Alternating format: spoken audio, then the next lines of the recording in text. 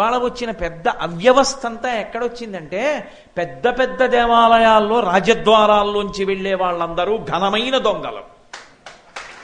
అసలు నిజంగా రాజద్వారంలోంచి భక్తులు వెళ్ళటలేదు. పెట్టుకుంటాడు శుకబ్రహ్మ పరీక్షితుతో మాట్లాడుతూ ఒక మాట చెప్తాడు. గృహస్థి ఎటువంటి వాడో తెలుసా? నావికుని వంటి వాడు అన్నాడు. ఎంత గొప్ప మాట అండి నిజంగా. నావికుడు తానొక్కడే ఓడలో వెళ్ళడు.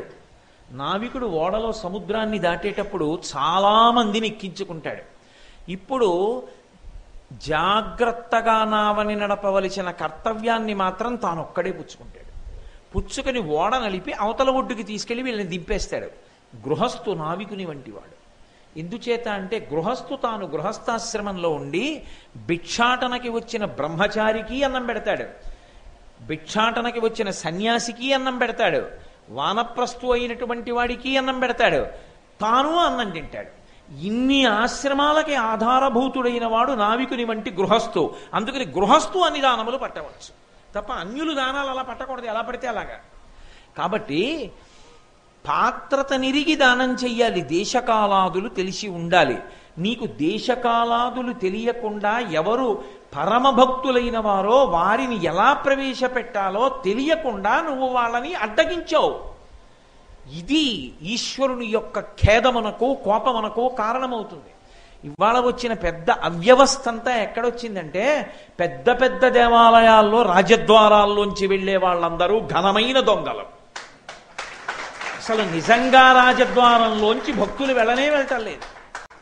నేనన్నది అన్ని దేవాలయాల విషయం కాదు. అలా అనడానికి నేను సిగ్గుపట్టలేదు.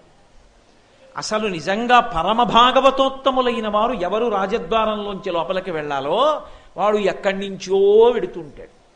అసలు అలా అడుగు పెట్టడానికి అర్హత లేని వాడెవడున్నాడో వాడు దాంట్లోంచి వెడుతుంటాడు. చూసిన వాడి ఒళ్ళు మండిపోదు. ఏమిట్రయ్యి అవ్యవస్థ అని. ఇది పరిపాలన. ఇవాళ అలా తయారైపోయి దీన్ని ప్రశ్నించారు జయ విజయులు ఆనాడు. కాబట్టి ఇది పెద్ద దోషం మీరు చేసింది. మీరు ఎవరిని పంపాలో వారిని పంపలేదు. కాబట్టి ఇప్పుడు మీకు శిక్ష వేస్తున్నాం. ఇది కట్టి కుడిపేస్తుంది మిమ్మల్ని, మామూలుగా మొదలది ఇలా ఆపినందుకు. అలా కట్టి కుడపకుండా ఉండడానికి శాపానుగ్రహం ఇస్తున్నాం. పాడు చేయకుండా 3 జన్మలలో అది పోవాలి. కాబట్టి మీకు అనుగ్రహమేమి, భూమి యందు రాక్షసులై జన్మించండి. మీరు ఏ భేదభావంతో మమ్మల్ని ఆపారో ఆ భేదభావమే మిమ్మల్ని అరిషడ్వర్గ రూపంలో బాధిస్తుంది. కామక్రోధ లోభ మదమోహమాత్సర్యములై బాధిస్తాయి. కాబట్టి వెళ్ళండి భూలోకానికి అన్నారు. ఈ గడబిడ విని లక్ష్మీ సహితుడై శ్రీ మహావిష్ణువు బయటికి వచ్చారు. ఆయన వస్తున్నప్పుడు ఆయన